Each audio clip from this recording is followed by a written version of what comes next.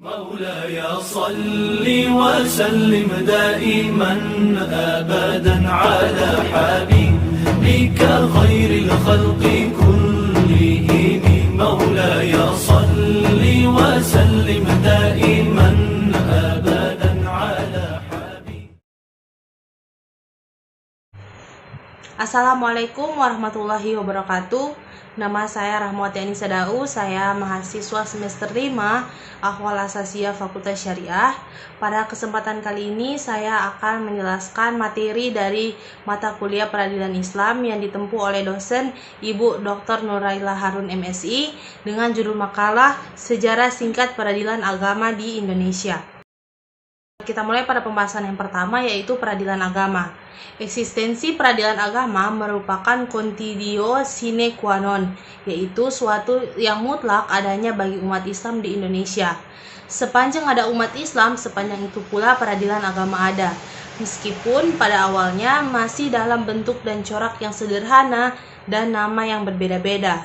Karena itu, dalam dinamika perjalanan sejarah Indonesia, keberadaan peradilan agama bukan sesuatu yang baru, bahkan jauh sebelum Indonesia merdeka, yaitu sejak masa kerajaan Islam Nusantara, peradilan agama telah menjalankan fungsinya yang tidak hanya sebatas pada perkara-perkara keperdataan, tetapi juga perkara pidana. Kekuasaan kehakiman di lingkungan peradilan agama dilaksanakan oleh pengadilan agama dan pengadilan tinggi agama.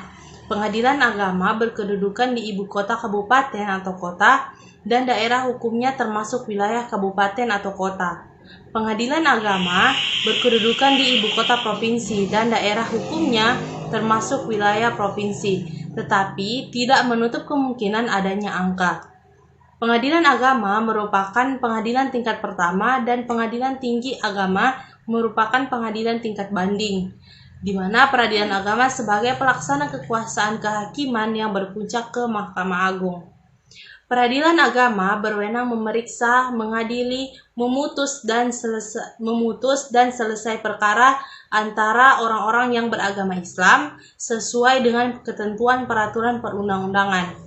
Yang dimaksud antara orang yang beragama Islam adalah orang atau badan hukum yang dengan sendirinya menundukkan diri dengan sukarela kepada hukum Islam mengenai hal-hal yang menjadi kewenangan pengadilan agama.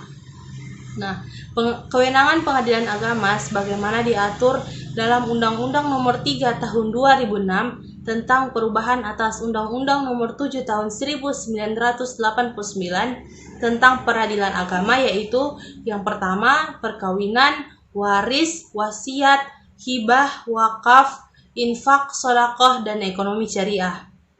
Pengadilan tinggi agama merupakan pengadilan tingkat banding yang memeriksa, memutus, dan menyelesaikan perkara-perkara yang diputus oleh pengadilan agama dan merupakan pengadilan tingkat pertama dan terakhir mengenai sengketa kewenangan mengadili antara pengadilan agama di daerah hukumnya. Pada lingkungan peradilan agama dapat dibentuk pengkhususan pengadilan yang diatur dalam undang-undang sebagaimana tercantum dalam pasal 3A Undang-Undang Nomor 50 Tahun 2006 tentang perubahan atas Undang-Undang Nomor 7 Tahun 1989 tentang peradilan agama. Peradilan Syariah Islam di Provinsi Nangro Aceh, Darussalam merupakan peradilan khusus dalam lingkungan peradilan agama dan merupakan peradilan khusus dalam lingkungan peradilan umum sepanjang kewenangannya menyangkut kewenangan peradilan umum. Pengadilan arbitrasi syariah termasuk pengadilan khusus dalam lingkungan peradilan agama. Kemudian, secara historis, keberadaan lembaga peradilan yang melaksanakan fungsi peradilan agama sudah ada sejak zaman kerajaan-kerajaan Islam berdiri. Namun, pada waktu itu, kekuasaan sebagai hakim atau qadi umumnya dilakukan raja atau sultan yang sedang berkuasa. Khusus untuk perkara-perkara yang menyangkut soal agama, sultan biasanya menunjuk ulama atau pemuka agama untuk melakukan fungsi tersebut. Ya, demikianlah pembahasan pada bab pertama, yaitu tentang peradilan agama. Selanjutnya akan dilanjutkan oleh teman saya. Terima kasih. Wassalamualaikum warahmatullahi wabarakatuh. Baiklah, perkenalkan nama saya Erisa Helia Yusakina, mahasiswi semester 5 dari Ahwal Sosial kelas A dengan mata kuliah Peradilan Islam dan dosen pengampu yaitu Ibu Dr. Nurlaila Harun MSI. Langsung saja ke materi selanjutnya, saya akan membahas tentang peradilan agama di Indonesia yang terdiri atau terbagi dari 2 bagian. Yang pertama ada peradilan agama di masa kerajaan Islam, yang kedua peradilan agama di masa penjajahan. Nah, yang pertama peradilan agama di masa kerajaan Islam.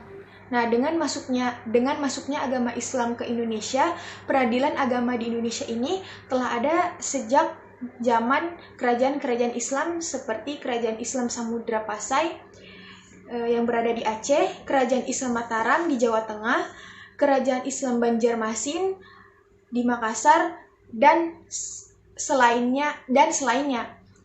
Kemudian wewenang peradilan agama ini pada saat itu meliputi perkara perdata bahkan pidana di zaman pemerintahan Hindia Belanda. Kemudian peradilan agama ini berkembang di daerah-daerah dalam keadaan tidak sama, baik namanya, wewenangnya maupun strukturnya. Ada beberapa juga sebutan nama peradilan agama pada waktu itu seperti rapat ulama, rat agama, mahkamah Islam, mahkamah syara, dan lain-lain sebagainya. Kemudian lanjut yang kedua yaitu peradilan agama di masa penjajahan. Nah, kedatangan Belanda ke Indonesia yang tujuan awalnya adalah hanyalah untuk berdagang, ternyata juga berimplikasi pada peradilan agama yang telah ada pada saat tersebut. Kemudian pada masa pemerintahan kolonial Belanda, tepatnya pada tahun 1882, keluar Ordonati STBL 182 sampai 152 tentang peradilan agama di Pulau Jawa sampai Madura. Kemudian pemerintahan kolonial Belanda dengan STBL 1882 sampai 152 mengistilahkan lembaga peradilan agama dengan istilah Priesterat yang artinya peradilan pendeta.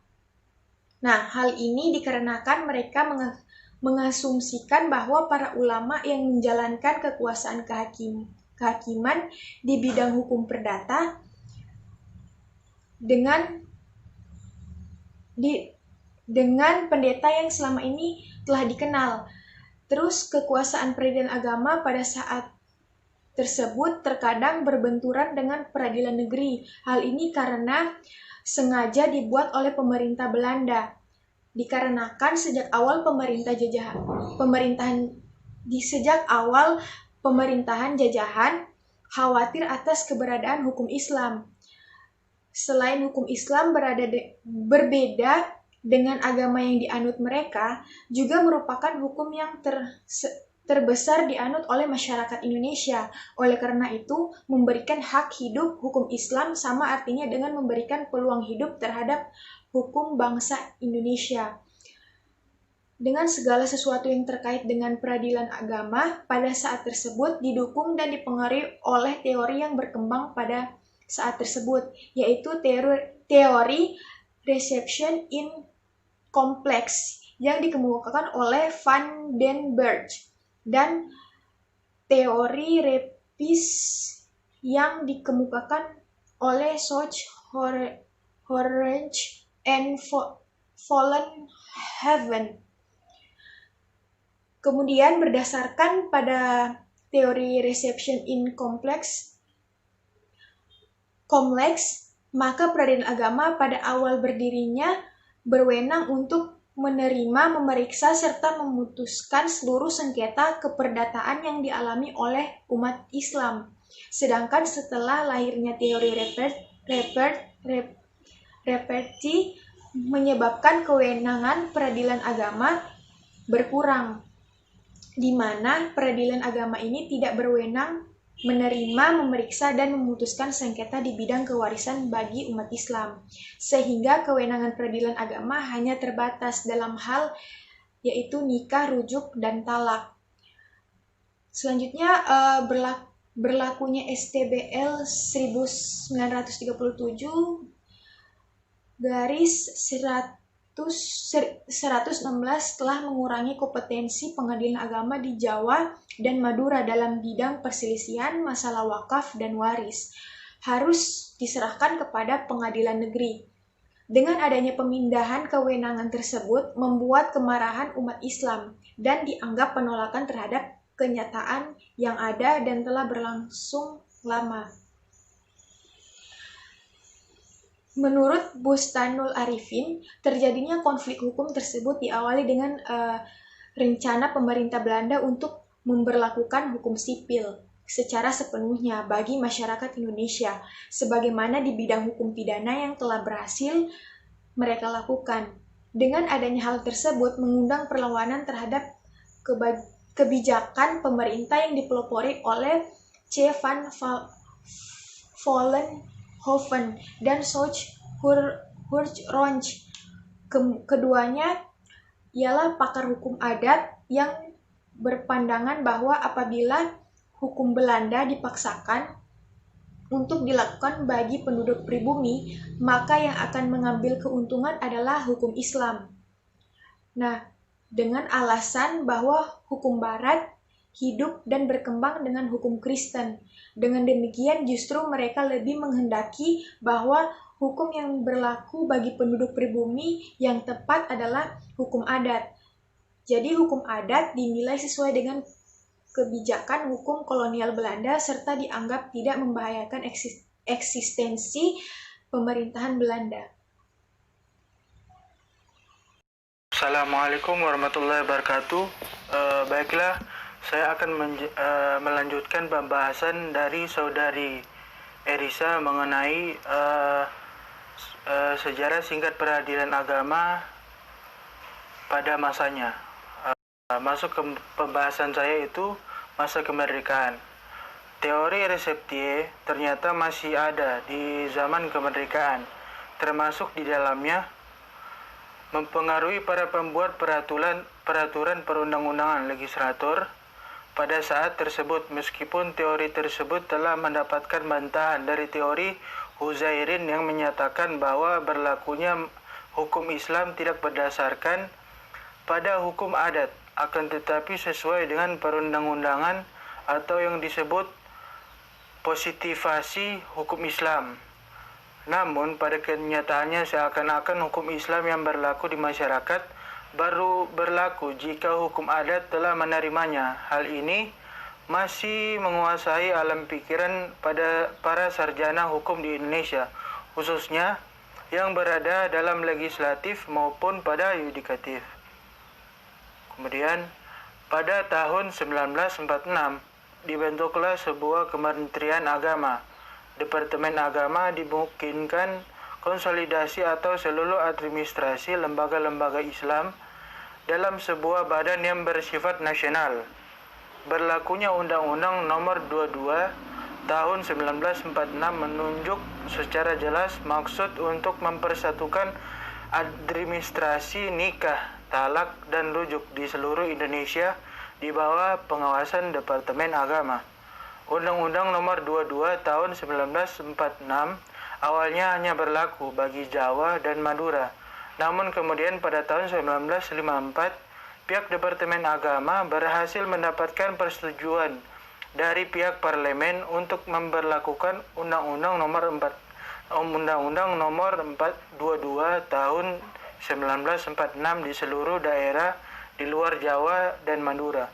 Pada masa kemerdekaan, pengadilan agama atau Mahkamah Islam Tinggi yang telah ada tetap berlaku berdasarkan aturan peralihan selain 3 bulan berdirinya Departemen Agama yang dibentuk melalui putusan pemerintah nomor 1/SD. Pemerintah mengeluarkan penetapan nomor 5/SD